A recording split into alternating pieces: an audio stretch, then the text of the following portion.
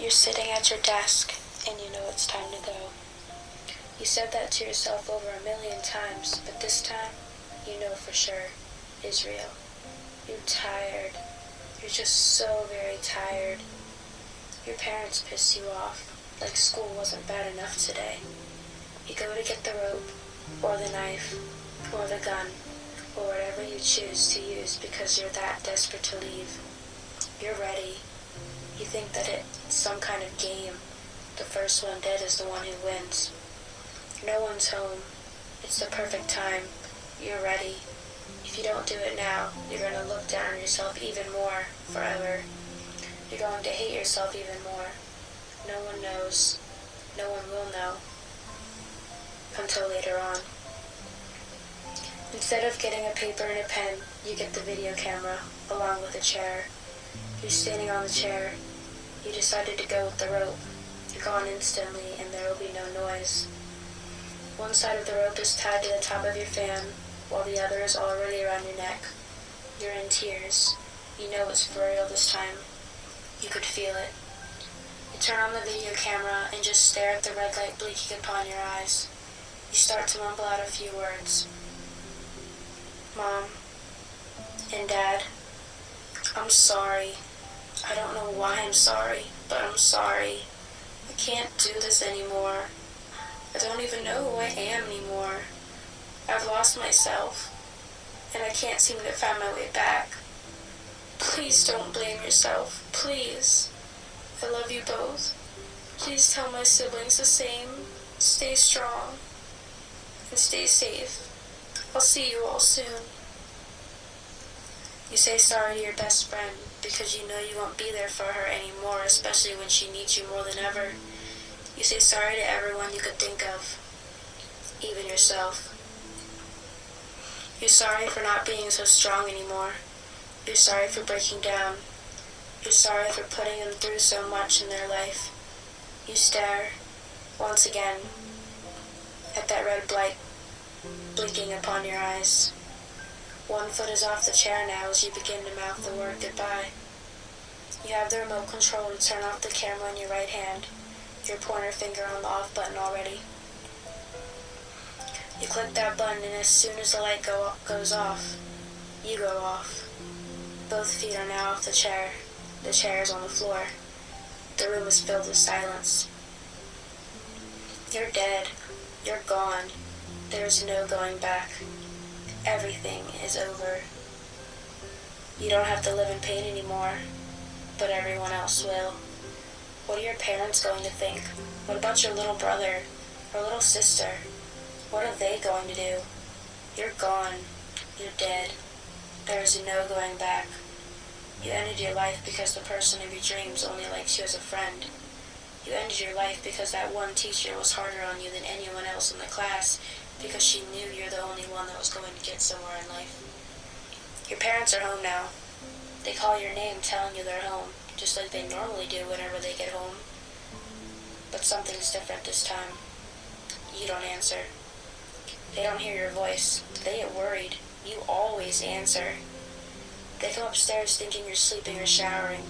Your mom opens your bedroom door and screams at the top of her lungs. She instantly passes out. Now your little sister comes up after her. She screams, "Daddy, help!" She runs over to you, hitting your leg, begging you to wake up. "Wake up! Wake up! Please stop! Wake up!" But you don't answer. You're not waking up. You're gone. You're dead. There's no waking up. There's no going back. Your dad comes running upstairs, and all he could do is stare. He watches his baby girl swing back and forth on a rope. He sees the video camera, and he sees the chair, but he doesn't move. He's as stiff as a board. He cries. Your dad never cries. He picks up the phone and calls 911. He could barely get the words, "My daughter committed suicide," out of his mouth. He's in tears. Your little sister stares at your dad. Your dad hangs up, and your little sister jumps into your daddy's arms, crying harder than ever. She's too young to understand completely, but she knows you're gone. She knows you're dead. There is no going back. Everything is over. The cops finally arrive. They push your dad and sister and mom out of your room and sit them in the living room. They take your body down off those ropes and lay you on the stretcher. They cover your body, and out you go, just like that. You're gone. You're dead. There's no going back. Nothing is the same. 2 weeks have passed now, and your mom still stares out the window more than half the day, if not the whole day. Your little sister still hasn't returned to school. Your dad is forced to go back to work so he can pay all the bills for your wake and your funeral. Eventually, they find the strength to go to your room. The door hasn't been open for months. The rope is still laying on the floor where the cops left it, and the video camera is still laying on the table. They don't even dare to watch the video. It will never be seen. They slowly pick up the rope and throw it in the garbage. Chills run up their spine. Your mom's basically in tears. They brush off your bed, making it neat, like they used to do every morning after you went to school. Your bed was made and your room was clean. They shut the door and it remained shut. Your school is still in distress. You thought no one cared and you thought no one noticed you. Do you remember that girl that said no to being your lab partner? Yeah, she cuts every single night now because she thinks it's her fault you died. Do you remember the boy that tripped you by accident and you didn't say sorry? Yeah, he's in suicidal therapy 5 days a week in a hospital because he feels a smile could have saved your life, and he didn't even give that to you. That teacher that was hard on you that day, she quit her job because she felt she wasn't suited to teach anymore. You're gone. You're dead. There's no going back. 4 years have passed, and your little sister is now 15 years old.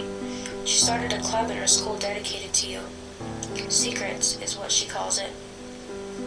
The club is formed for kids to speak their hearts without anyone judging them. They can say anything they want to and talk about anything they needed to. If they were suicidal, they always had someone. That was your problem. You didn't have anyone to talk to. You didn't want to talk to anybody. You had everything bottled up inside of you. You acted as if you were the happiest person on the planet, and you had the perfect life.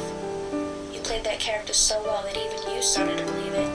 You would be so happy, and as soon as you laid in bed at night, thoughts came back. A little fight between you and your parents could have set you off. But with everything inside of you bottled up for years, it hit your limits. You're gone. You're dead. There is no going back. Your room will never be occupied. Your mom still cries every single night. Your dad isn't as strong as he used to be. Your little sister will never grow up with you by her side, moving her in the right direction. Your best friend is still torn up. Your school now has a club dedicated to you so teens will not make the same mistake you did. Your life was precious and you took it away in the blink of an eye. All you needed was a smile. That's all you needed. But since you're gone, just know people cared. People always have cared. You were just way too upset to see that. You were just too caught up in the fact that you thought no one cared, when the truth was, more people cared about you than you ever thought they would. Your town will never be the same. A girl is gone, a special girl who thought no one cared. Everyone cared, I promise you. They care, they always have cared. We loved you